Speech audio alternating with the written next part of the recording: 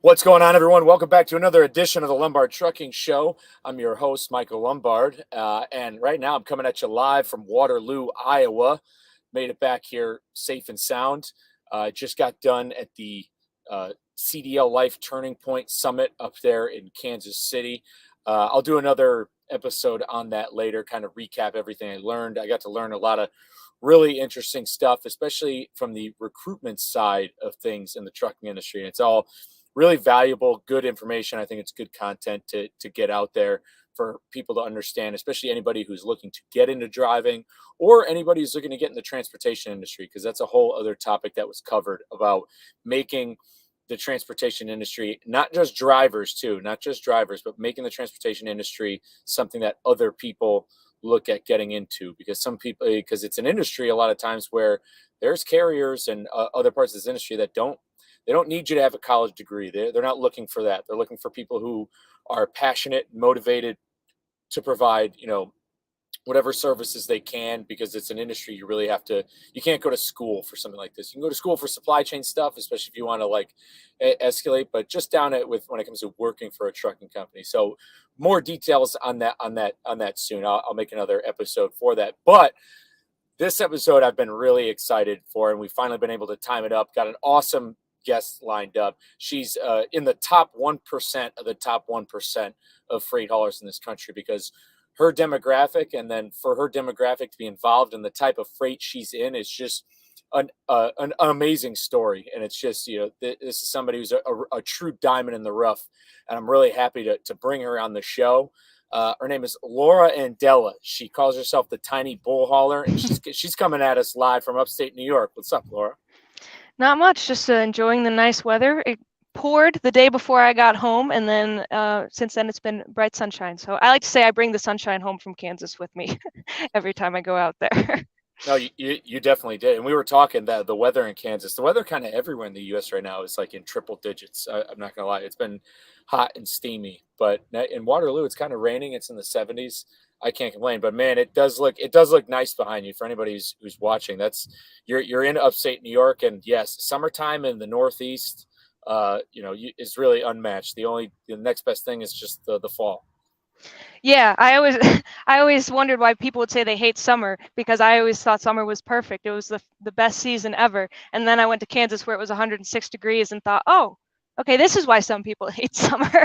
Yeah, no, there's definitely people people in Texas are the same way. The best times of year are that's why they have South by Southwest in March, and that's why the ACL, Austin City Limits, is in the fall, because it's just between May and essentially the end of September. It's just, it doesn't. But the bachelorette parties still come out. I was just working at the bar in Austin, and the bachelorette parties come out and they sweat and they walk around and trudge through it and get through it. But yeah, summer in the Northeast, you really can't beat it. I mean, I can feel the picture or the image you're in.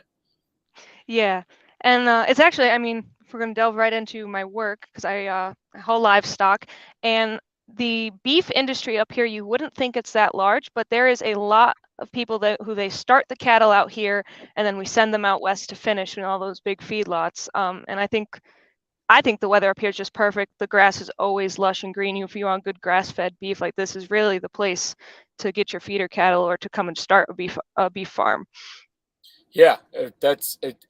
When I first found that out, that you were number one, when I found your profile and your personality on Twitter, and then that you were a bull hauler, I had assumed maybe you lived in like Oklahoma or Texas. And even me, originally being from the Northeast, I had no idea that upstate New York would even be known for raising cattle. I mean, I knew people would have cows and maybe dairy farms, because there's a dairy farm, there's dairy farms in Connecticut. So I thought there would be that, but raising cattle too, it's pretty unheard of. At least nobody I know would have known about it. Yeah, there's dairy farms all over. I live on one now. My boyfriend's got a dairy farm. They milk around 260 cows. But I mean, that's part of the market too, because there's some slaughterhouses in the area, and a lot of the old dairy cows that are getting cold will get sent there. So that's a big part of the trucking market up here for more local work. But the way that I actually know my boss is because my family raises beef on the side, and they've been selling their feeder calves to him since my dad was a kid. So when he was helping my dad load some cattle up one day and said, I got a brand new truck coming and I want to put a girl in it. And I just got my license like 3 months earlier. And my dad said, well, I know a girl, I'll give you her number and have her go for a test drive. And then I was hired on the spot. No, I love that. Let's get into your story. So like where did you grow up? Where you're from? Yeah, what made you get into your what made you get your CDL? Kind of walk us through that.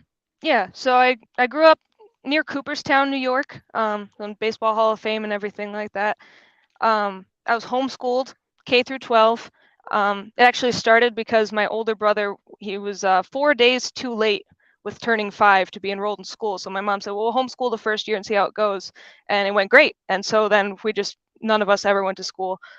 My great-grandfather started our farm. He did start out in dairy, and then in the 80s, they sold out and switched to beef, but they also were selling hay to horse farms in Long Island. And they truck it down there themselves. So I'm a 4th-generation trucker. My grandfather and my dad still are doing the hay business and the beef on the side. And we've been talking about maybe expanding more into the beef and the possibilities of me taking over that, which with having this experience now of trucking the cattle would be a huge asset to expanding the beef on the home farm. And yeah, I mean, I tried college, and it was pretty cool because I had never been to school. And then once I got used to it, I thought, this isn't really for me. Like, so I dropped out, started working for U-Haul, and I was gonna get my CDL through them, but they changed the program. They used to send you to school, and you would sign a 5-year contract with them, which was a pretty long contract from everything else I've looked at. But they switched it to where you would just ride along with their driver, and they only had a B-class truck in our area. So I knew I wanted my A-class, and I figured, well, I'm going to look around for something else and see where I can get my A-class. And that's how I found the milk company that I got my license with. They were looking for shop help, so I worked in the shop for 6 months, got acquainted to moving trucks around the yard and stuff, and helping out the mechanics, washing the insides and outsides of the trailers. Yeah, and I mean, I went with the trainer 3 weeks in, and he said, she's good. I can take on the next trainee. You can just kind of send her with some other people to learn the other routes, but she's good. She's got it. And yeah, kind of just, I always said trucking ran in my veins. And he said, I took to the truck like a duck to water. No, that's awesome. What I love about that story is, and you went on Gord's show recently, and we talk about this often, is that's kind of what you're describing is essentially how a lot of people came into the industry pre-deregulation for the most part. And just the idea of having, it was almost sort of a graduated apprenticeship. That's crazy with U-Haul. They would make guys sign a 5-year contract to go along with them. The most I've ever heard, I know people who've worked at Pepsi, and it'll be like a 2-year contract for them to pay to your school. So I'm glad you didn't get roped into that. But this is what, like, you being able to get your CDL that way is becoming harder and harder for people out there, like, where essentially to get your CDL you have to kind of go the route I did through one of these large carriers, and then they make it really, really hard for you to go work anywhere because of the cost of insurance. So you have to end up working for these companies. So it's really awesome that said that you were able to get it that way. When you went to school, what did you decide to try to study? At first I went general studies, and I was kind of all my classes were focused more towards EMT, and the reality kind of hit me of, like, I do want to help people kind of in a way, but I don't think I would be able to handle, like, inevitably as an EMT there are going to be people that you can't save. That just comes with the job. And so then I switched over to travel and events management, and right after I switched into that major, they discontinued it. And I thought, well, why did you let me switch? So I kind of wasted a semester there. And then I went into just business administration, did 2 semesters of that, and I had 7 classes left to take, but you need 4 classes per semester to be full-time and get your financial aid. And with 4 and 3, I thought, well, I'll just take an extra class. And they said, well, that won't work. It won't count because it's not necessary. So it won't count towards your full-time status. and they wouldn't let me take all 7 classes in one semester, which would have been a lot of work anyways. So there wasn't really a way for me to finish out without, coming up with a couple $1,000s out of pocket. And I said, well, I'm just gonna go to work, and got the job at U-Haul. And I mean, within 6 months of working at U-Haul, I was the assistant manager. I ran the storage warehouse. I ran the U-Box warehouse. I knew I wanted to drive from when I was 19. I knew I wanted to get my CDL. And running the U-Box warehouse, those are the shipping pods. So every time we got different truck drivers in there, 3-4 times a week picking up these boxes. And I would ask every single one, what was it like getting your license? Would you recommend it? And not a single person had a bad thing to say about it. Everybody was very encouraging and like, definitely, yeah, go for it. So I started studying for it when I turned 20. I got this big, thick study book that went through everything in detail, all the driving procedures, all the safety regulations, and pre-trip, post-trip, everything. So when it came time to take my test, I mean, I was ready. I was more than ready. No, that's awesome. It's awesome you had a positive influence and there wasn't like, toxic people around you telling you to not get into it, and you had started training for it. What school did you go to? It was just the local community college here in Herkimer, New York. Okay, I actually, I mean, I find that interesting. I went to college with a girl who was primarily homeschooled, and she very very intelligent. She's a dental hygienist now, and I'm always curious to hear about that. So your parents taught you? Yeah. One thing I really love about the homeschooling is it's very individualized. Um, so like in high school, I got to pick what I did for science every year. So I took marine biology just because I wanted to. Um, and also the fact, I mean, I started kindergarten when I was 3 years old because I was ready to, and my mom saw that, so that gave me a step ahead. And my brothers, you know, they needed a little more of someone to explain things to them, kind of go through the chapter themselves. But for myself, after about 4th grade, I was good to just read the textbook, answer the questions, and unless I needed help with something that I was having a hard time understanding, I pretty much taught myself, and my mom would just grade the papers. No, that's awesome. The only reason why I ask is I'm always curious where parents source the curriculum from. Because, like, I obviously grew up going to public school, and I remember, learning the times tables and stuff like that. And I didn't know, like, so because I'm curious if parents either create it on their own or do they source the curriculums based off the grade from like another source? Is there somebody who Yeah, sells this to parents? we had a catalog that we would get every year. I think it was called the Rainbow Resource, if I'm remembering correctly. And it was this big, thick catalog, and it had multiple curriculums for all the subjects, for all the grades. And you could go through, which was really nice too, because I mean, I struggled in algebra. So when the curriculum we had been using for years, I was still struggling. We actually found a different one that worked really well. And it's just the way the book was put together and the way they explained it. So it was really, that's part of the individualized learning, is like you really have all the freedom to kind of pick and choose what works for you, what works for your kid. If they're more independent learning, if they need a little more help. There's just, I mean, the catalog was like this thick. And yeah, and that's how, like when I said I got to pick my science, my mom would open up the catalog and say, okay, here's your 10th grade science, here's your options, pick what you want to take.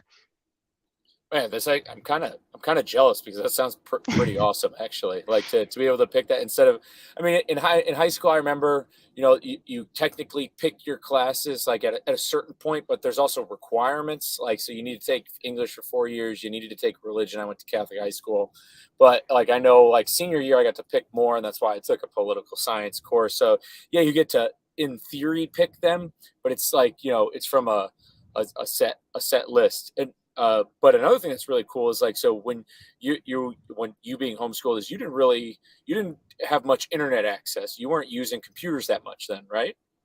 No, we when high-speed internet came around, it was all farmers in the area, and the internet company came through and said, do you want us to put these lines up? And the farmer said, no, why would we need that? And then the company never came back around, so we didn't even have the option to have it. We had dial-up. My mom would check her email 2 or 3 times a week, and that was about it. Like my grandma around the corner had internet, but even then it was kind of the low end of the high speed internet. So on Sundays we would get on and watch YouTube videos or something, but it was like a really special thing that we didn't get to do very often. But I liked it. I mean, we were outside all the time, any time of year. All of my favorite childhood memories are playing outside with my brothers, and just all my cousins and stuff would come up. I have a lot of cousins. And we've all just, like, even the people who have moved across the country, they all say, the farm is home. Whether they grew up on the farm or not, the farm is home. And I'm very appreciative and lucky that I actually got to grow up on the farm, and not just visit it once or twice a week. Yeah, no, that is actually really cool to be able to grow up on a farm. I know a lot of people who like ride horses and stuff, and that'd be the envy of their cause, is actually being able to live where they're able to ride horses. Yeah, no, it's like I said, we talked about offline. I find it fascinating that because you're 24 years old, right? Yes. Yeah, so you're 24 years old. I'm 10 years older than you, and I have a cousin who's 10 years younger than me, and essentially, I have more in common. I have more in common with people 10 to 20 years older than me at times than I do with people who are just 10 years younger than me. But with somebody like you and I have a lot more in common, because some of my favorite memories, even being 16 and 17, yeah, we watched a little bit of YouTube because that was YouTube's like dawn, 2006. And I remember us watching early on, and there's a lot of people maybe listening who remember those unforgivable videos, which were really funny. And that's where we would watch Kimbo Slice fights. Kimbo Slice went on to become an MMA fighter, and he unfortunately passed away. But that's how people like, those are some of the few like famous people. YouTube, we watched those videos, but only really briefly. And then we would go out and ride our skateboards from my parents' house all the way like miles to this Wendy's, and we would just hang out there and eat, and then just we would just manifest the rest of our day. It wasn't based around, and we had cell phones. We were able to call people, but they were just like flip phones or something. So and I kind of feel bad that the youth of today they don't have that same organic experience of letting like those raw moments happen. Everything's pre-planned. People are always afraid they're gonna miss something. People are now born and they live with this constant sense of FOMO, and that's just something in my own personal thought. And I think it's remarkable that somebody your age got to experience what it was like to grow up essentially almost how somebody in the mid 90s did. Yeah, and that's like, I was born in 99, so technically I'm not a 90s kid, but I have always felt like I've grown up in the, other than the change in what was on TV or what kind of toys were popular, I essentially felt like I grew up in the 90s. Yeah, though the lifestyle was still very very much the same as the one I had grown up, which is really cool. Yeah, you just had a little bit less VHS tapes, I'd imagine. Yeah, you didn't. No, we still had a huge we still had a huge shelf full of them. I don't know if you're familiar with VeggieTales, but we had, I think, every single one on VHS. Oh yeah, no, that's awesome. Yep, I had all the Land Before Times as well. Those were really good ones growing up. But so yeah, let's get into your family. Your family was actually, wait, before we get into your family's business and what you're currently doing, because this kind of correlates with what we just talked about with how you grew up. You mentioned him at the beginning of the show that you are dating somebody, and how you met him is also something that doesn't happen anymore. Yeah, it's funny because it almost kind of mirrors how my parents met, which is that my dad was delivering hay to a horse farm, and my mom worked on one of the horse farms, and just that kind of little meet cute.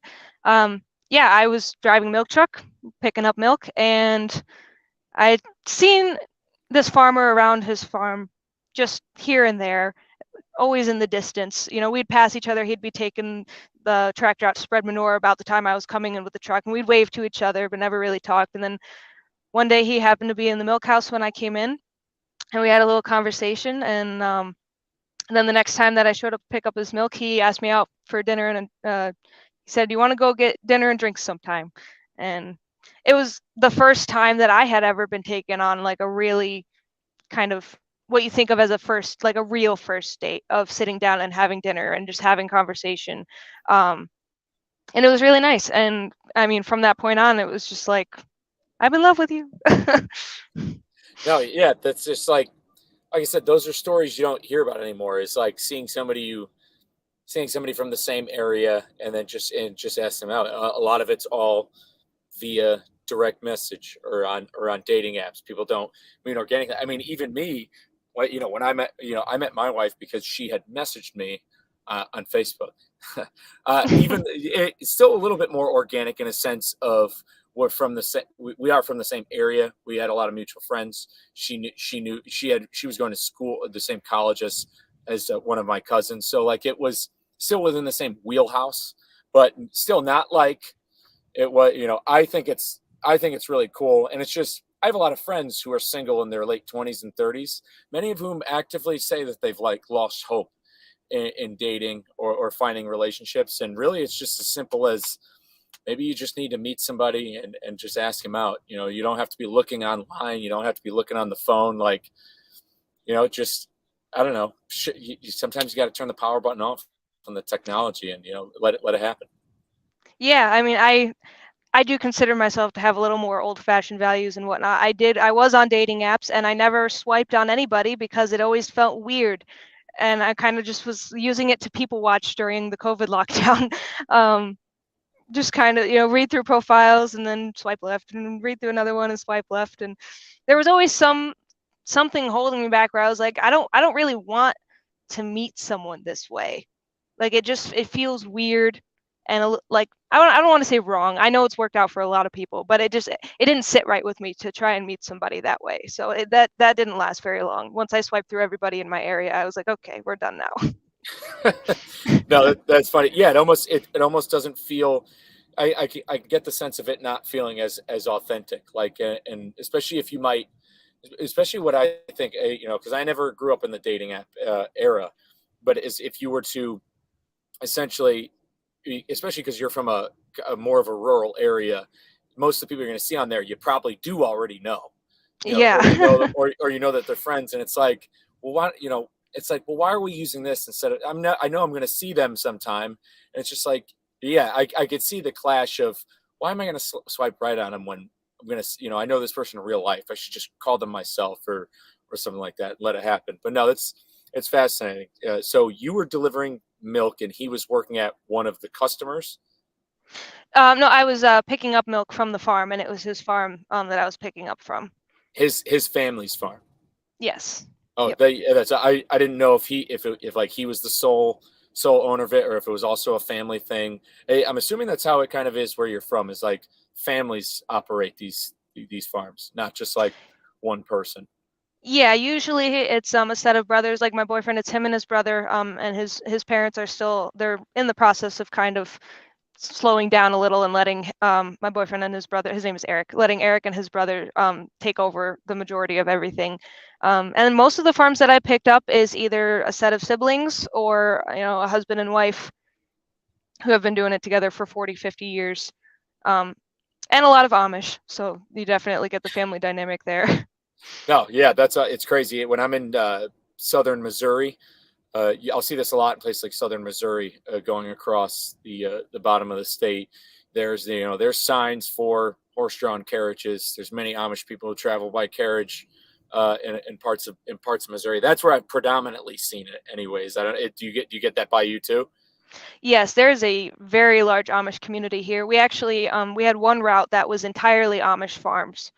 Um, it was you can fit 71,000 pounds of milk in a milk tank, and this one route was around 32 to 33,000 pounds, but you had to visit 36 different tanks to get it. So it was a very long route for a very small amount of milk.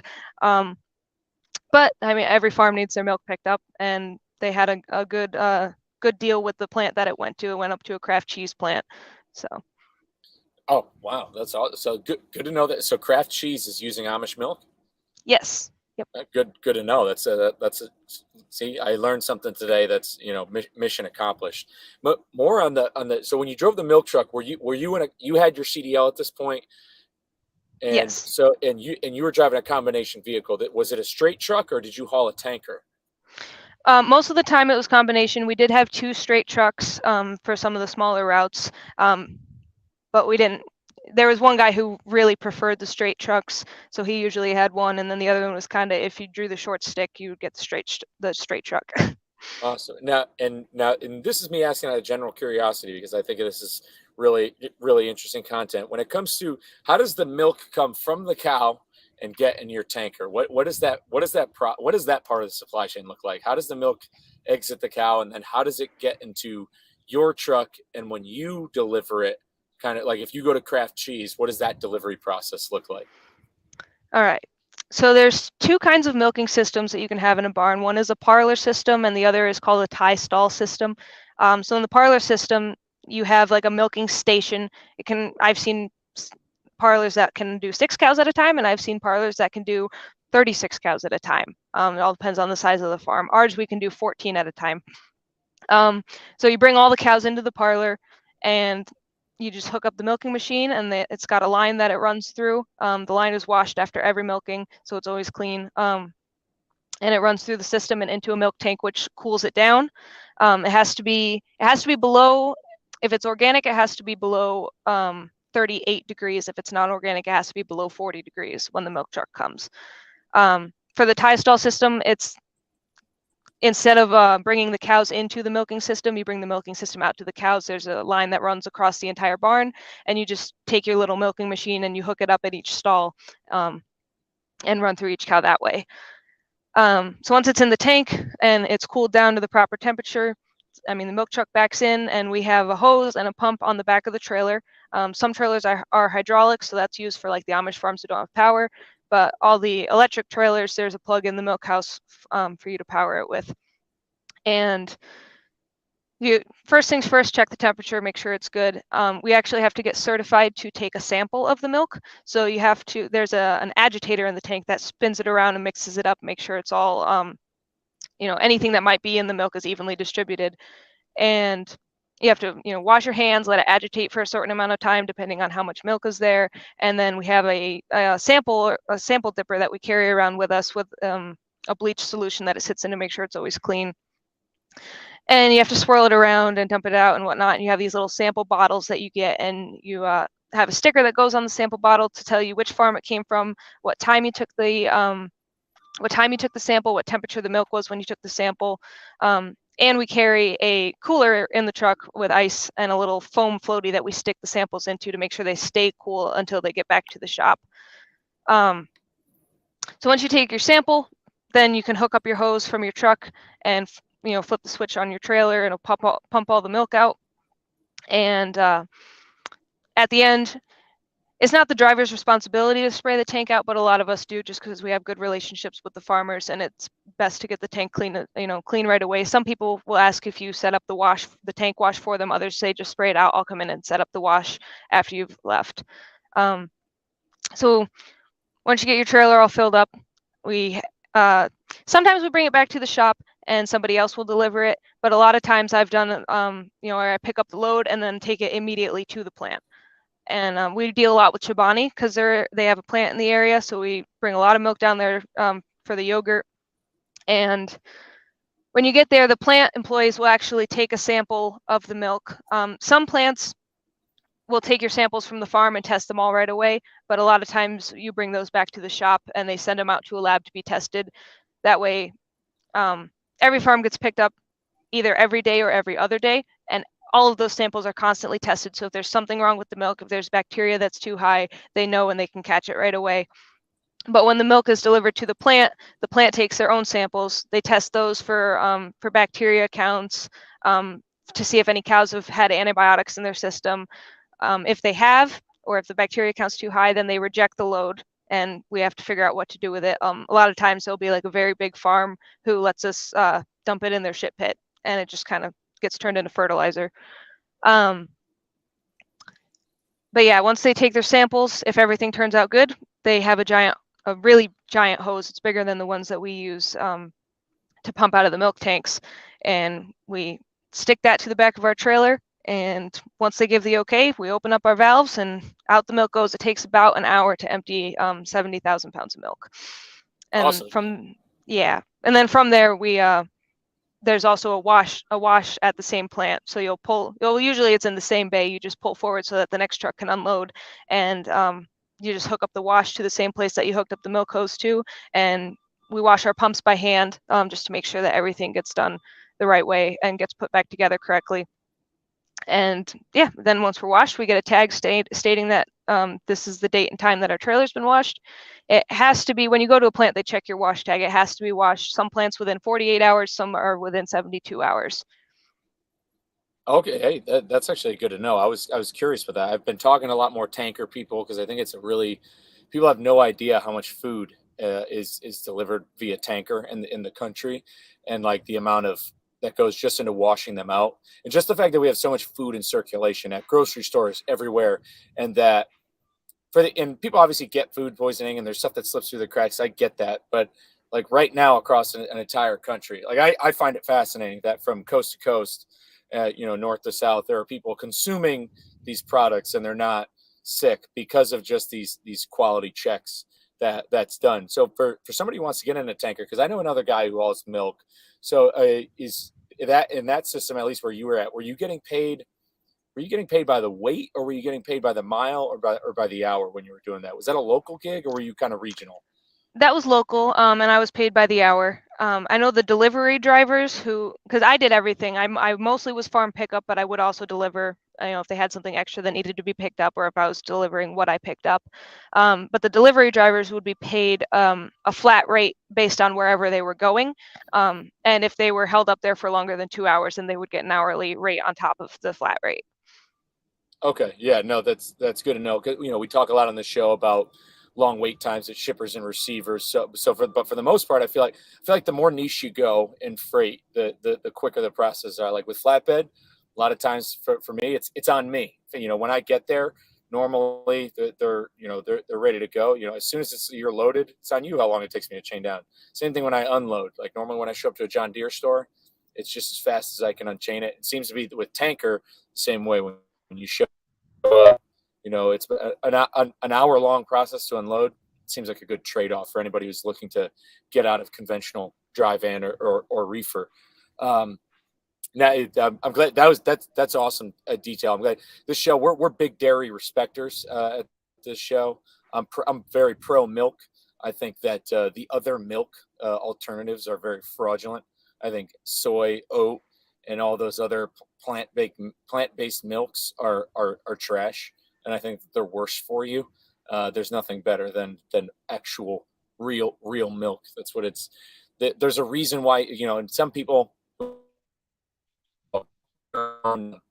maybe biases or whatever prejudices they have. They say, well, humans are the only animals that drink another animal's milk. I think it's for a reason. It's because it's fucking great. That's why. And it's good for you. So yeah, no, I love getting all those details. And yeah, let's get into what you're currently doing, which is hauling livestock. So the milk, you got into hauling milk because you knew the owners of that company, right? I had applied to work in their shop because I was just trying to kind of get my foot in the door before I got my license, just kind of be in the industry. And then I found out at the interview that they would train me to drive and they'd pay me while I was training. They didn't have any contracts or anything. Their only requirement was that you work in the shop for 6 months beforehand. Okay, awesome. And then yeah, so what got you into being able to haul livestock? Well, I knew that I never wanted to do anything boring. So, getting my license hauling milk, I thought, well, this is good. This is a good place to start.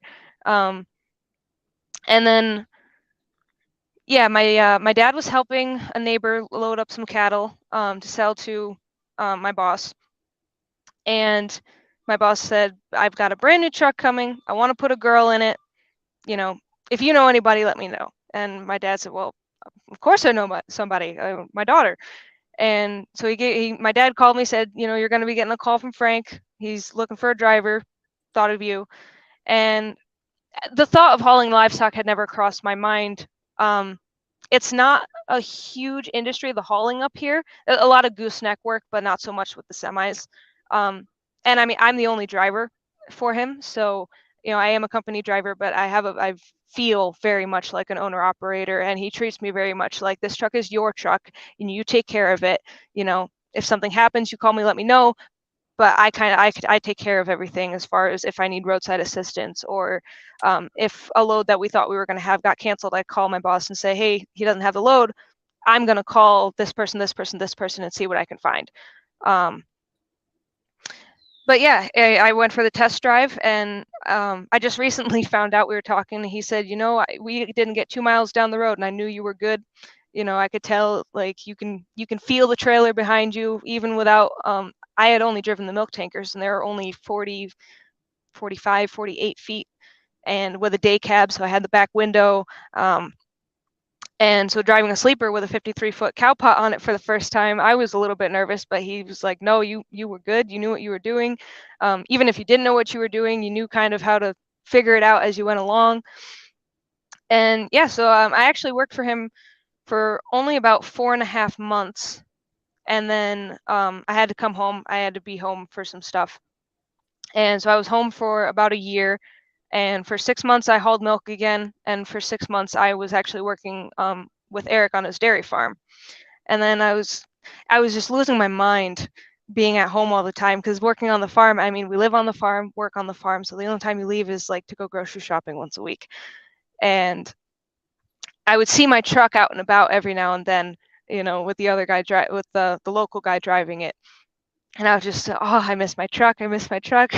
And finally, Eric said, I'm sick of hearing you cry about it. Why don't you call him and see if he has any work for you? And I didn't even have a chance to call him. I was going to wait till we were done chopping our corn. And I mean, I think it was 3 days later, my boss called me and said, would you be interested in coming back? And, we'll start part-time and see if you want to go back full-time and whatnot. So I was doing trips to Michigan once a week. I leave on Thursdays, get home Friday night or Saturday morning. And after about 3 months of just doing that trip, I was like, yeah, I want to come back full time. Send me to Kansas, send me to Oklahoma. I want to do all those big trips again. I miss the road. I love being home, but I don't even know how to explain it. I love being out on the road. Oh yeah, no, it can become addicting. It's definitely, there's a lot of guys. I've talked to plenty of people out here who've all said, I mean, I was just actually having a CB conversation with somebody in Texas, and he talked about how he and he's got like a super sleeper, like one of those, one of those huge like RV style cabs he drives for Landstar. And he was talking about how he lives in Mountain Vernon, Texas, but in Laredo, on the CB conversation from him. He's like, yeah, I passed through the house. He's like, I didn't stop. He's like, I didn't stop. I'm an asshole. I love it too much out here. And it's like, there's definitely something that can become addicting about the lifestyle. The grind of it does. The fact that, yeah, your location changes every day. Just like what you said. I mean, I have a lot of friends who envy that I've gotten to do this job, because they've been working from home since COVID had started. And yeah, essentially the only time they left the house was to go grocery shopping. Now, obviously, the country's gotten back to normal. Well, at least in the normal, as most normal as it could be. But they still, and it's like, yeah, they go out, and do the regular social stuff, but still, for the most part, they're day to day. I think the monotony has driven a lot of people mad. So there is something, even though there's all the negative things we talk about, the parking, the stuff like that. When you're rolling and you're moving good, yeah, there is something it's just, I'm comfortable being anywhere at this point. Like, at least what I've learned the past 3 years, it's like I could be in Kansas, no matter where I'm at. I feel comfortable. You know what? Like, I'm fine. I know it's like there's so many places that feel like home to me. And yeah, especially once you tease that out, you're going on that Michigan trip. It's like, once you tease that a little bit, you're like, yeah, let's go back in. Yeah. And I mean, I actually, I have a pretty regular run to Kansas during the busy seasons. Usually we go every other week, so I get a little bit of a break, because with the Michigan trip, I mean, I will leave for Kansas on Sunday and get home Thursday morning, and then either late Thursday night or early Friday morning, I'm heading out for that Michigan trip. And usually I've done a Michigan trip right before the Kansas trip. So it's like Thursday to Saturday, home for one night, Sunday to Thursday, home for one night, and then Thursday to Saturday again. But it's like nonstop rolling the whole time. So we usually do every other week. Just give me a little bit of a break.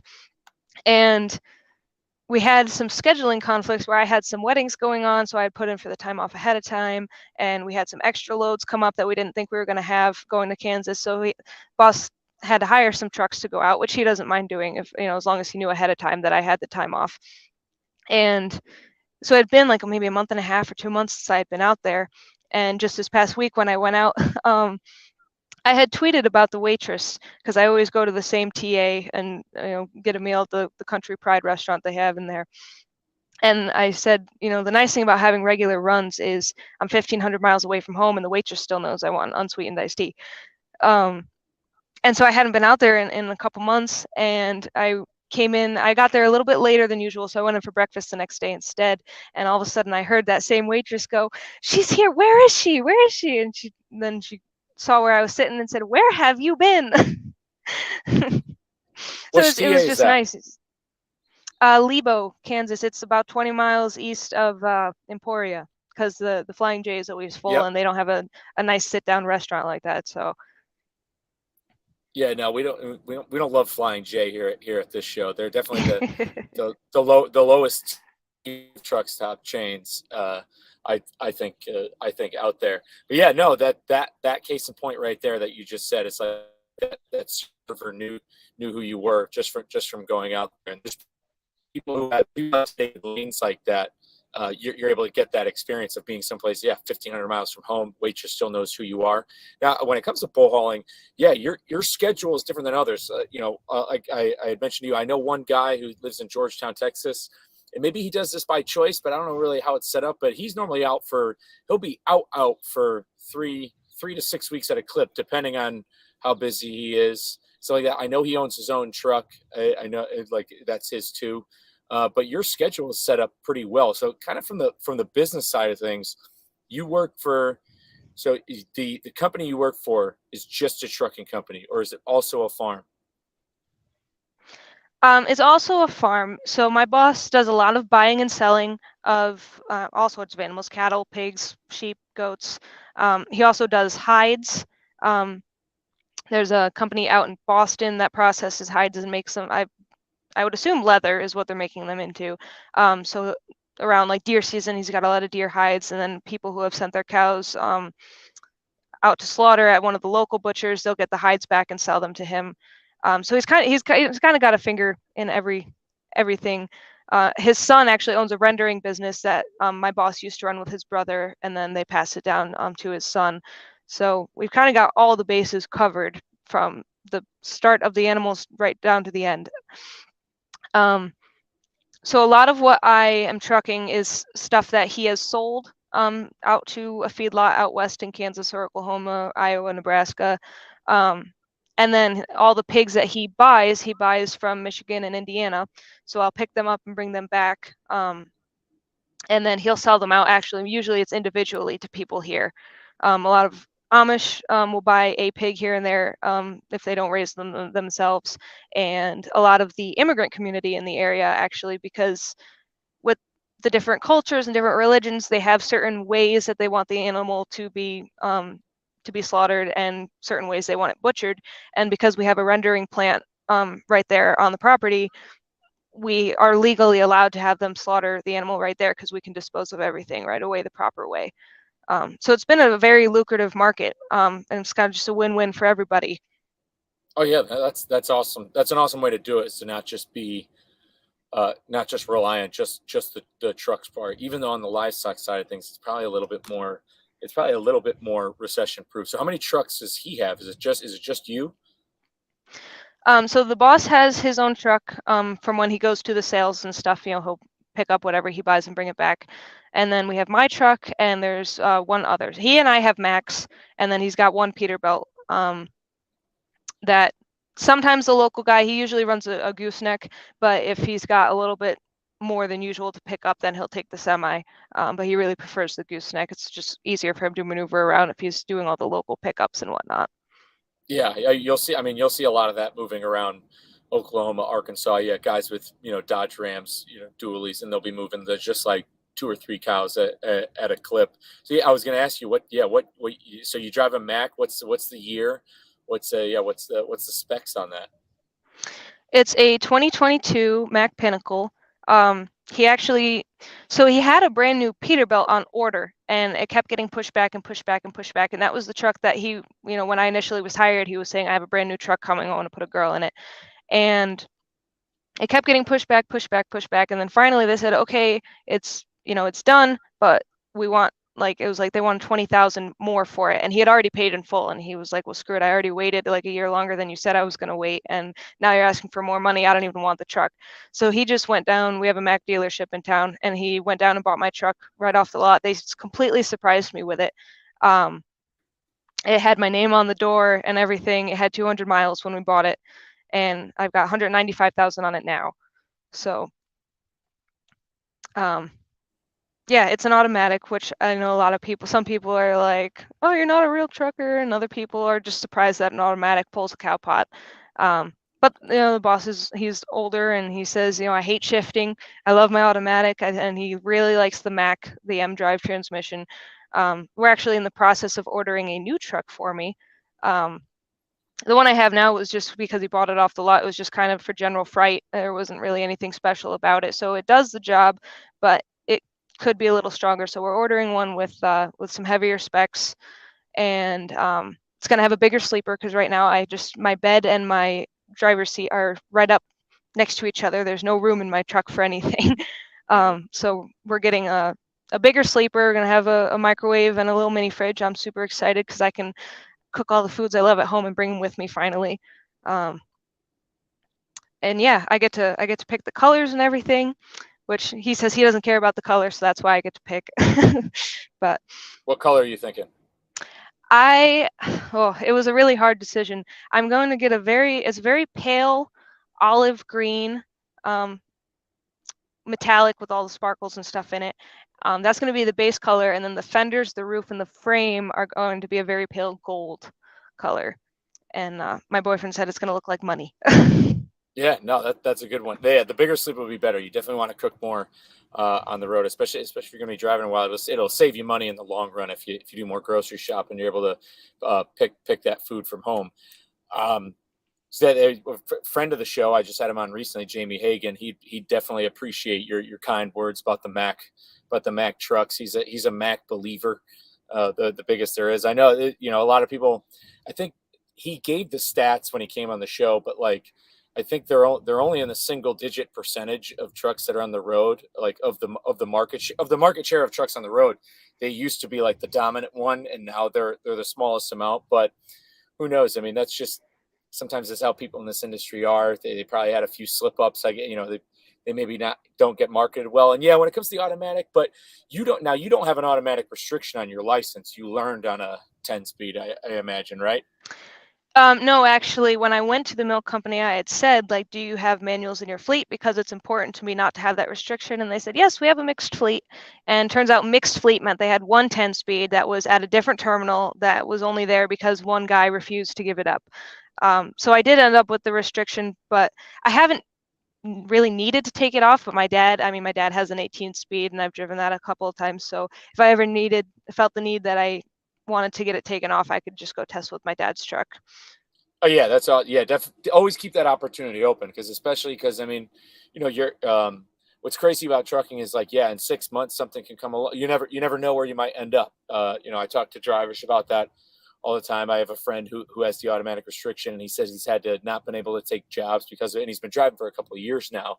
So as long as you have that option open, and it's pretty sick, you've driven an 18 speed. I'm not gonna lie. As long as that door's open, it's always good. But yeah, anybody. I mean, I was saying this in Kansas City. Anybody who complains about automatic trucks I get their reasoning behind it. And it's a lot of that has to do with a little bit of hubris or what it might be, and I mean no foul at this, because your upbringing in the industry is kind of more so how it should be for newer drivers. But in a sense, allowing the automatic restriction, put it this way, if you weren't allowed to get an automatic restriction, you would have gotten it anyways and you would have been fine. But the allowing of automatic restrictions overall is what's encouraged the industry to bring in more people to churn and burn, so to speak. It's made it easier for the barrier to entry essentially dropped, and some of these people who get in the industry, they're not as cognizant as you were, and they weren't trained around this equipment. They kind of just like got into a truck, and now this is all they know. Where you at least know how to shift. When you don't know how to drive a manual truck, you don't know the stopping distance, and like how much, like when you drive an automatic truck and that's all you've ever done, people are more apt to drive it like a car, so to speak. But yeah, don't let anybody knock you for it. There's if a guy ever got out of their standard, their knees would probably feel better. It's not. There's nothing to fight.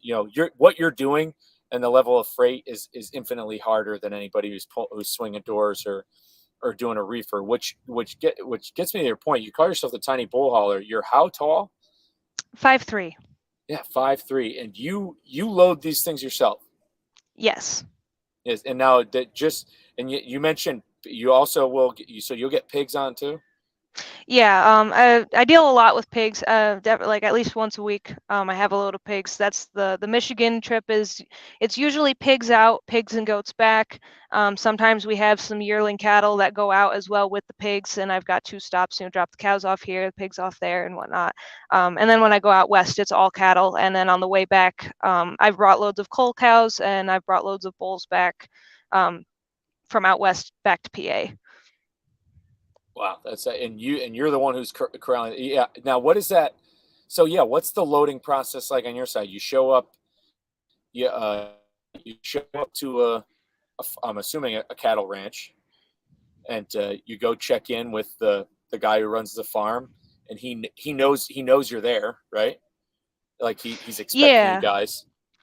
A lot of times, so for unloading, I get to the feedlot, and these are all people that I've worked with multiple times, because we have basically like the same 4 or 5 customers that we go to. So I know where to back up to, and as long as there's not another truck that's there, some of them have a scale where I'll weigh in and out first, and others just have me unload and they'll weigh the cattle once they've come off. But I just back up to the dock, and I usually someone is waiting around because I'll call when I'm an hour out and let them know I'm almost there, and they give me the thumbs up, say all the gates are ready, all the pens are set up, and I open the door and start letting them out. When I pick up to come back to Pennsylvania, it's usually from a sale barn, because we have a deal with with Cargill in Wyalusing, and so they have buyers at all these sales, and so I'll go out, and once the sale is over, I find the buyer, he tells me how many he bought, and then they have a yard guy who will go out and find the cattle, and he'll bring them all up close to the truck, and then I tell him, okay, so I want 4, and then I want 4, and then I want 9, and then 7, and 8, and then 4, and that's the groups that I want to load them in. And so he'll sort out 4, sort out 9, and he brings them up to the chute, and then I run up in the trailer with them and shut the gates behind him. Oh, that's awesome. So you ever gotten hurt at all? They ever get attitude with you? Nope. The biggest thing to do is to use your gates. So like when I walk up into my trailer, say I'm putting my first couple cows in, they're gonna go into the nose of the trailer. So they have to go up the ramp in the back, and then across the top, and then down the ramp into the nose. But I have 2 gates up on top, one that swings from the left and one that swings from the right. And so once they get up top, I'll swing the one from the left and swing it shut behind them, and then it latches automatically. So once that's latched, I'm good. I have a wall between myself and them, and I can move the latch to where the gate keeps swinging forward, but then when it comes back, it'll hit that latch and it'll automatically lock. It won't swing back into me or anything. So once I get them to move up a little more, I'll unlatch the gate, push it forward, stay behind it, and I can grab the second gate on the right side and swing that shut behind them. So you're just kind of like moving along, always keeping a gate between you and the cows. And then once you get to the end, you just close that last door, and they're in there, and you pin it, and you're good. You're good, and as soon as you're loaded, you take right off. Yes. Okay. Yep. They can only be on the trailer for 28 hours. So. Oh, really? So that's like is that like kind of across the board, like in general? That's like whether you're a bull hauler in Texas. I didn't know. Is that like Or is that per like the contract? Or is that just the standard? That's the standard for all livestock per the like ag and markets board. Okay, so that's industry wide. It's 28 hours in most of your drives, and then you don't stop. You stop for fuel, and that's it, right? When you're loaded. Yeah, so when I come out to Kansas, it takes, depending on traffic and weather and everything, between 22 and 24 hours to drive, plus usually 2 fuel stops. So you figure it's going to be about 25 hours. And I will usually make it all the way across past Kansas City, and then I've only got about 2 hours left to go, and it's pretty much all open highway. So at that point, I might stop and take an hour or two nap because I know I still have that little buffer there. But yeah, I make the first 19, 20, 21 hours without stopping. Oh man, yeah, that's some hammer down stuff right there. That's the clout that you hang over anybody's head who's busting your balls about driving an automatic. And they'll probably go, well, yeah, I did that in the 80s before e-logs, but they probably really weren't. Truckers love to exaggerate a lot of times when they tell stories. That's it. They definitely love to stretch the truth a little bit. Actually, funny, we got a comment on here. Somebody says you're badass, and he's never seen you on TikTok. Do you have TikTok by chance or no? I do. I've made 3 videos, and they were all like 2 or 3 years ago. Got to be, yeah, like 3 years ago now. I've thought about making more. I have ideas for them. I just haven't gotten around to it. Dude, I mean, I'm not gonna lie. As a bull hauler, like you might not have time. It's like because you gotta get those things on and you gotta go. Like when those doors are closed, you're gone, and that's it. Yeah.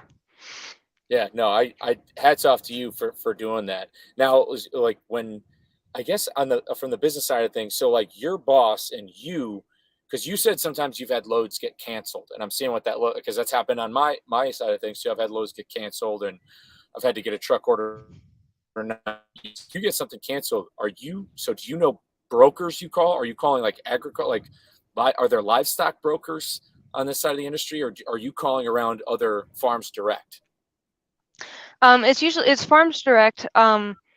And that's actually something that I had wanted to talk about too, because just this past week have learned so much about brokers, just from listening to like different Twitter spaces and stuff, which I can't believe I never knew about Twitter spaces before. They are an amazing way to just interact with the community.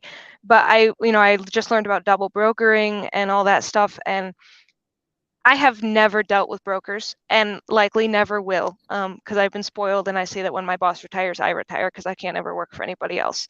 Um, but yeah, we have the same customers. So like there's the dispatch lady for Cargill. So the guy who was buying my cattle, there weren't a lot of cattle being sold, and there was a lot of competition in buying. So he wasn't able to buy a full load. He had just under half of a load, and said, we'll try and finish you up at this other sale, tomorrow. And that sale had even less cattle being sold, and they had a lot of feeder calves, but we were looking for cows, and I think they only had 30 cows in the whole sale. So when he didn't get the load, he said, we can wait one more day and there's one more sale, or you can try and find something else, and that's fine. I'll find somebody else when this load is finished. And so I called my boss and said, I don't really want to sit around and wait here another day in Kansas. And he said, well, I don't want you to wait around either. So we have people that we know in Missouri and Illinois on the way back that they might have something that needs to be picked up, and whether it's brought all the way to Pennsylvania or if it's just, from mid-Missouri into Illinois, just something to get me a little bit closer to home, so that way I could at least get my pigs out of Indiana and Michigan maybe on the way back. So I call the dispatch from Cargill, see if she has anything that she has laying around at any of the other sales in between here and there. A couple farmers in Indiana and Illinois, see if they have anything. So we tried sometime. This actually happened a couple months ago, where the same thing, they weren't able to buy the cows, and so we called up the guy we buy pigs from in Michigan and said, hey, is there any pigs out in Iowa that need to come into Illinois? There's a Johnsonville sausage factory. And I've brought pigs there before out of Iowa. So he says, yeah, I think I found one. Why don't you go up into Mount Air and wait there just, for an hour or two, and I'll figure out exactly where the pigs are. So I get all the way up into Mount Air, Iowa, and he calls me and says, oh, the factory canceled the order. but my brother has some cattle in Missouri, on the eastern side. So if you want to come down and pick those up and bring them up into Illinois, that will work. So I get to the sale barn in Missouri and I just tell him, I'm here to pick up for buyer number, I forget the number now.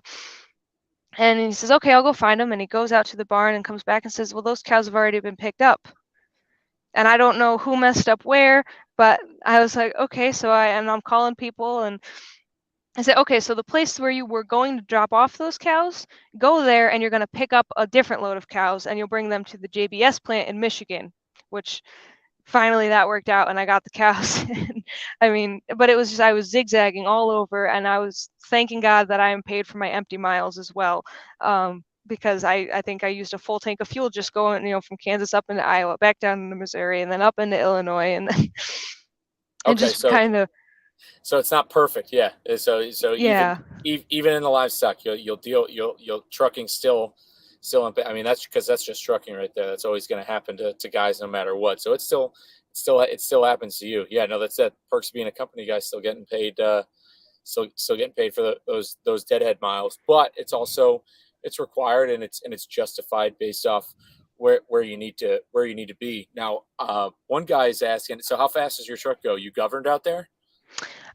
We are governed at 75, which we never really explained why. I know my boss is very big on we don't really need to be speed demons because we can make it where we need to go in the amount of time that we have to get there.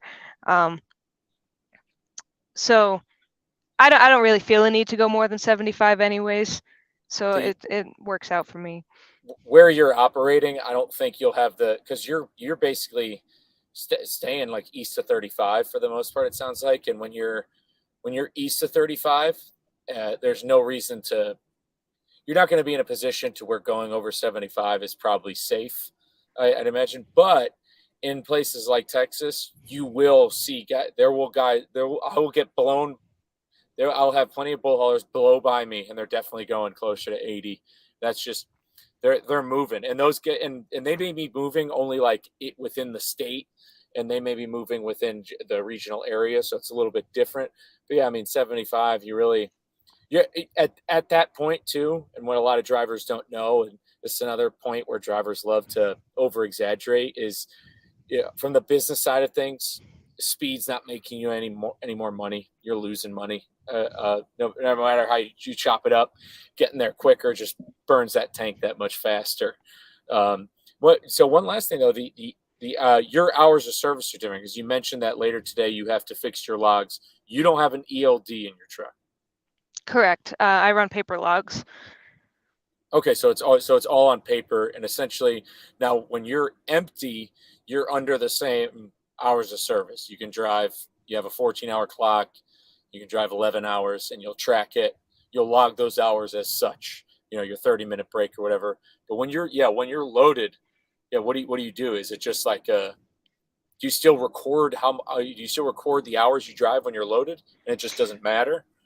So we have it used to be that we didn't even need to take logs at all. And then they had the 150 air mile ag exempt radius, which when I hauled milk, that falls under that ag exempt. So because I never went out of the 150 mile radius, I mean, even though we had an e-log, I would log in and I would hit ag exempt and it would log my hours, but it didn't really matter. It would say, oh, you're in violation, but I wasn't actually in violation because I was exempt. And I would put in 90, 100 hours a week, almost every week. For the cattle, because I am going out of that distance, it's from the point that I have loaded, which they had to clarify recently, your first loading point, because sometimes, I'll load here in central New York, and then I'll have a stop in Buffalo, and then another stop in Indiana. And if I was using each of those points as loading points, I would never be out of my ag exempt radius. So they changed that and said, 150 miles from your first loading point, you're exempt, and then 150 miles from your destination. So when I go from here to Michigan, it's about 10 hours of driving, but I only log usually 5.25, because there's a site online where you can just put in a town and then find the air mile radius, and I just zoom into the highway and say, okay, so around this exit, around this town, I can stop counting or I need to start counting. Oh, that's awesome. That's actually that's a good way to do it. And then say, because you're still held accountable for the 70 hour the 70 hour work week clock, and so you're still held to those standards, but you're still able to run paper. So it's truthfully speaking, what your side of freight is like the last bastion of a little bit of where the regulations aren't hounding you down. Have you had any issues at scale houses at all? You ever had any inspections? I got pulled in once for an inspection, and it was actually because my truck's state inspection had just gone out, and we didn't catch it when I mean I was only home for a couple days that month, and we didn't catch it while I was home.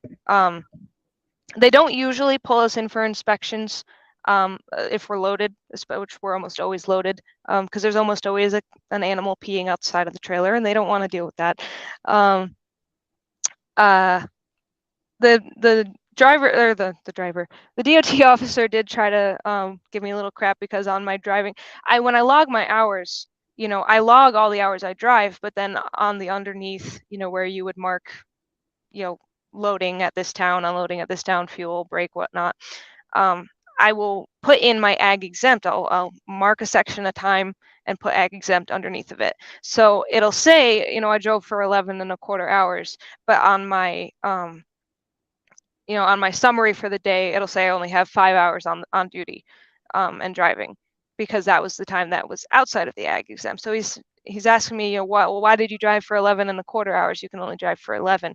And I had to point at the ag exempt and, and it was just a little weird. I'm thinking, well, I shouldn't have to explain this to you. You're the officer here. You should know these things. Yeah, no, it's really funny about DOT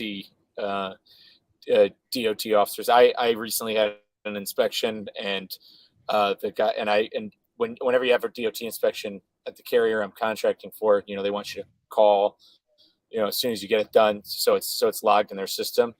And this is at the Pearsall County rest area in Texas. That's where Texas DPS likes to notoriously pull people in. And so I called him, but the safety guy, he had asked me, he goes, he didn't happen to like take out a tire pressure gauge and like check your trailer tire pressure, did he? I was like, no, he only kicked him. He goes, really? He goes, he's like, those motherfuckers. He goes, they don't know shit. He's like, they don't know anything anything they're doing. And I find that to be true. I like that. I don't know what training DOT officers necessarily get, but yeah, just the videos you see online, it's almost like their detachment from reality is funny. So for him to not know, because that's the thing, it's just, if I'm a DOT officer and if I don't know anything about livestock hauling, I'm not going to waste my time.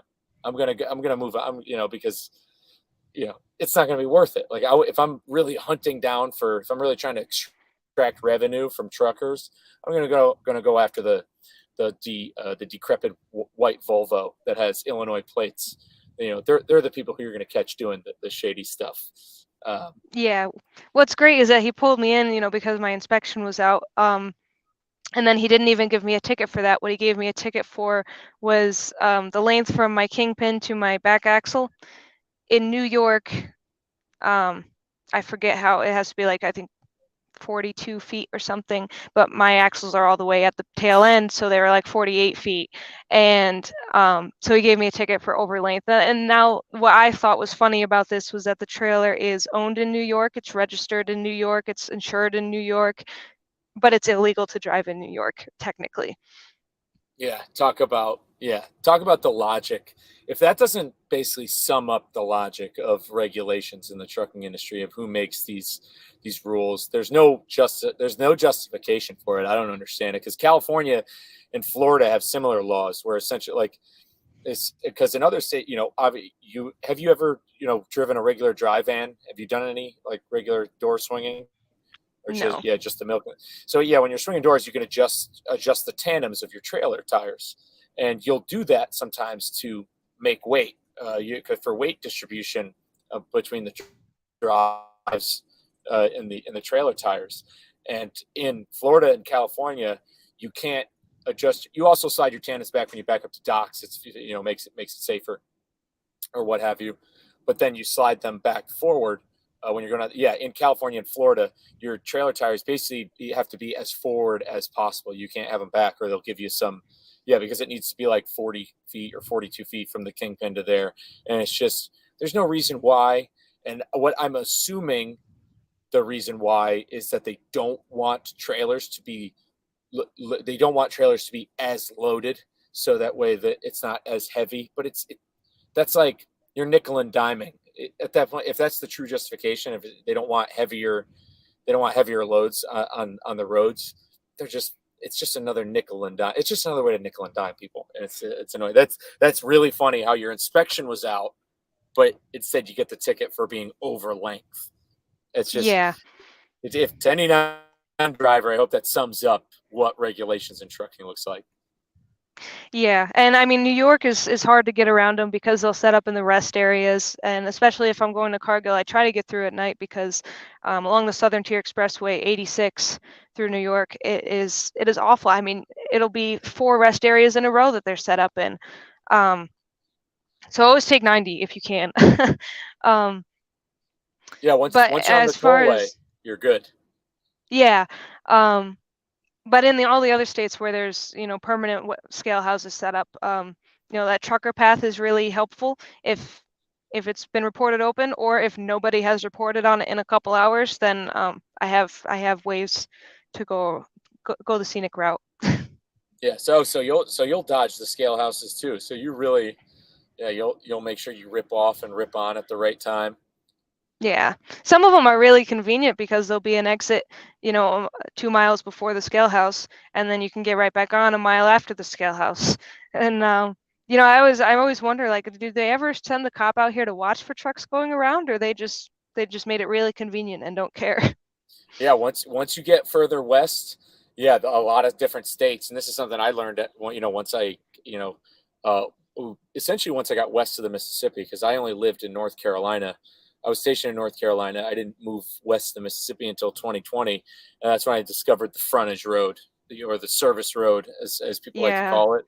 And yeah, they've actually designed the infrastructure to where you can bypass incidents, because the reason why they do that, and the reason why they built those roads is to bypass accidents. It's to bypass people off the highway. In other parts of the country, you can't do, it's really hard. So I guess just as they've developed and redone infrastructure out west, they've done that so that way they can bypass accidents or weather and get people on and off highways easier. So yeah, no, that's cool that you still do that. But no, this is awesome, man. You got one hell of a story. You're doing a job that not a lot of other people want to do. And with that, so do you think, so right, say somebody else, say I'm, or would your like, do you think that there's a shortage of people who do what you do? And I hate using that word because we know what that word means. But do you think the industry, are you guys hurting for bull haulers? Like, if I wanted to go haul livestock in your part of the country, could I go get a job? Or yeah, what's the turnover look like on your end? um, I it seems to be in a pretty good spot as far as I can tell. I mean, there's busy seasons and there's slow seasons. So in the busy seasons, it's, we have all these cattle out here that need to be moved, and there's just everybody's busy, so we can't find people to move them. But then there's the slow season where he couldn't buy enough cows to make a load, and so he was saying, if you don't want to wait for it to be filled, that's fine. There's plenty of guys who can take it when it gets filled. But for the most part, a lot of people haul for a farm or for a feedlot, so they have their base work from the place that owns all the cattle they're hauling, and then they can outsource to other feedlots and to other farms as needed. um, I don't know a lot of people who just haul it, and they just find loads. Like, there is a very old school kind of like you were saying, they won't just hire anybody. So it's very much the connections that you've made. Um, if my boss he's getting up there, hopefully we got another 10 years or so out of him. But if he were to pass away and I wanted to continue, being in this industry, I have all the connections from the people I've worked with through him, that I probably could set up my own runs and have my own lanes, and have steady work coming in for me. But it's just about who you know, and if you can get a referral. a lot of owner operators who do this, they'll pull a trailer for somebody else, so they own the truck, somebody else owns the trailer. And they'll contract for that farm, so to speak. So it's okay. That was another thing I was going to ask too. Is so owner operators are also able to break into this where the farm will own the trailers and be the motor carrier, so to speak, and they'll kind of just and they'll make a contract and hire on owner operators, which makes sense. That's where the contractor model actually makes a lot of sense too, especially in the agriculture world because of the because of the volatility of the slow and the slow seasons, where somebody will own the truck, they'll lease on the farm, because when that farm's not busy, that guy can go take his truck and either he can do other stuff the farm needs to move, whether it's food or other livestock, or that truck can just can be like, hey man, we're gonna be slow for the next couple months, and you can take that truck and you can go haul for somebody else. So that's kind of that makes a lot of sense too. So I like that it's still really networking based. And so on your end, so this is definitely what you see. You have no plans of going getting in any other different type of trucking. You love this shit. You're in it to win it.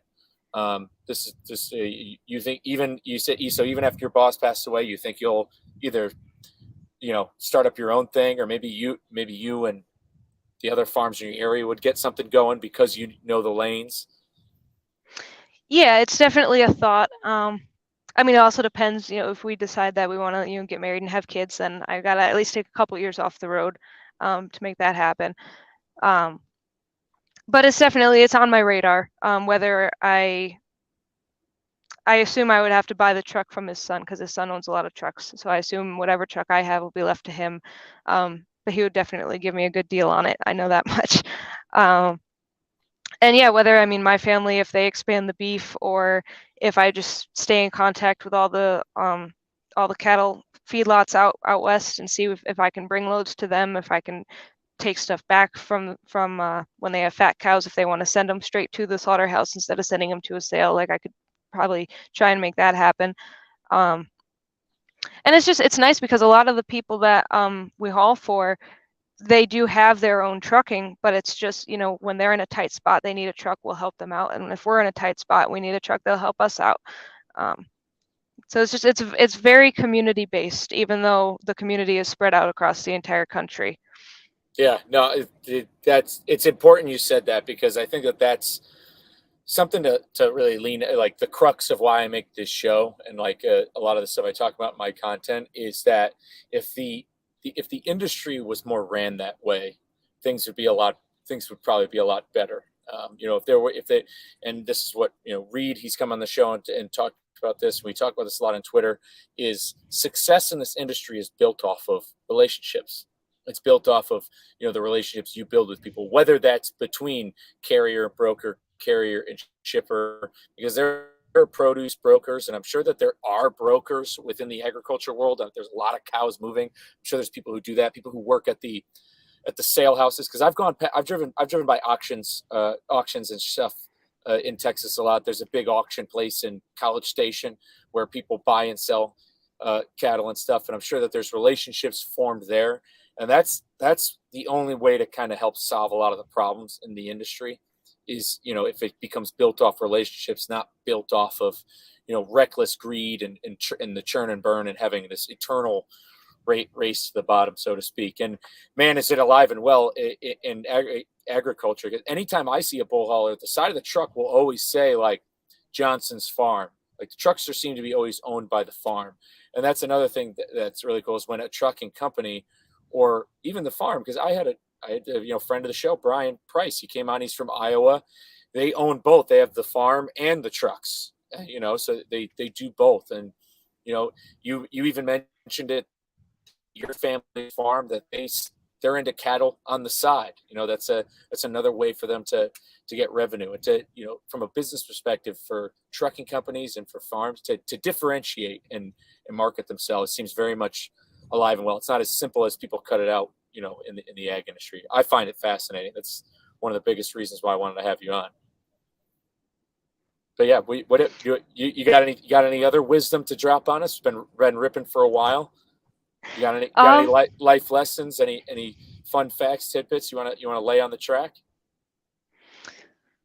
Well, um, I guess the same thing I said on Gorge show is like the biggest thing you can do for yourself is teach yourself how to teach yourself. Because that was also part of my mom's teaching philosophy. It wasn't just that I happened to be an independent learner, but my mom also said, you know, if I haven't taught you how to teach yourself, I've taught you nothing. Which a lot of people think, well, that it sounds like it might be really hard, but it's not. It's just it's learning how to, you know, double check your resources. When you see an article on the news, you know, look at their sources and where they got it from. See if there's any sources listed at all. A lot of times it's an opinion piece being presented as facts. Um, if you're interested in a subject, we have so much knowledge at our disposal nowadays.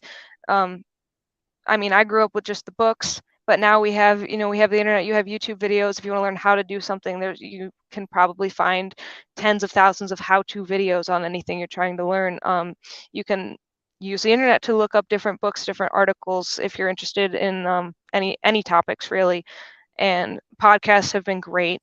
I've learned so much with podcasts lately, just on all different things. One of my boyfriend's favorite podcasts is How to Make Money Off Your Land, and they go into all things. It's basically centered around kind of hunting and like they just had an episode on like how to set up a glamping experience on your property and make money off of that, or with orchards and whatnot. Like we have a chestnut orchard that we've started, so hopefully in a couple years that will be producing.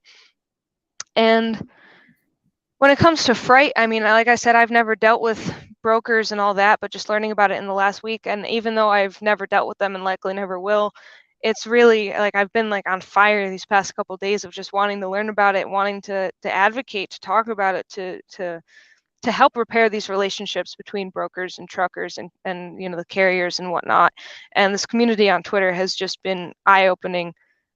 It's an amazing group of people. It's so much different than Facebook. You can't post anything in a trucking group on Facebook without someone's insulting you, someone's laughing at you. It doesn't matter if you posted a picture of your truck or a meme or you asked a question. It's very negative. Everyone wants to complain and bring everybody down, but on Twitter it almost feels like family. Like everybody's friends. It doesn't matter what they're doing in logistics, whether they're a driver or they own a trucking company or they're a broker or they work in dispatch for a company. It's like everybody is just trying to build each other up and kind of help the next guy out. And that's really amazing. Anybody who wants to be a part of a community like that, definitely get on Twitter if you're not. Yeah, absolutely. I'm very bullish on freight Twitter. You know, TikTok is where all the drivers are.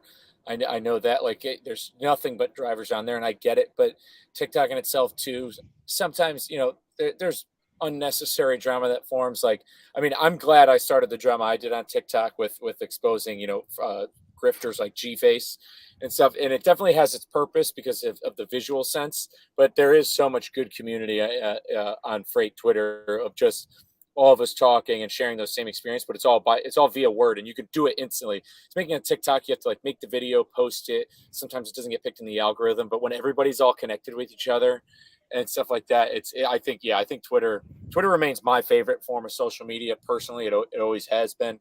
I think it's the best one out there. It's the best way to get it going. So yeah, if you are a link in the chain, get on there because we are all talking. That's kind of what the biggest thing we're doing is building these relationships, whether they go nowhere or not, whether it doesn't matter. Like just talking with these people and learning. I've loved every bit of it. It's the same thing. Like, I don't know, getting my own truck is definitely what got me into it. Because before, when I was a company guy, I was more just all about like telling the story, blah, blah, blah. But then when you get a truck, you have to open yourself up to so much in this industry because it's the only way to quote, kind of run a business.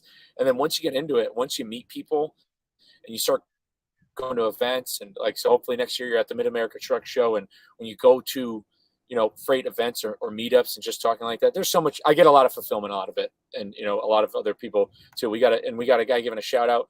Enjoyed this. Thanks for sharing your experience. And I want to thank you too, Laura, for sharing your experience. Like I said, you have a great story out there. I think how you were raised plays a part in that. To anybody out there listening, a lot of the reason why Laura is as awesome as she is because there wasn't a lot of distractions around her, and there's a lot of distractions in our life now that will keep you from doing whatever it is you want to do.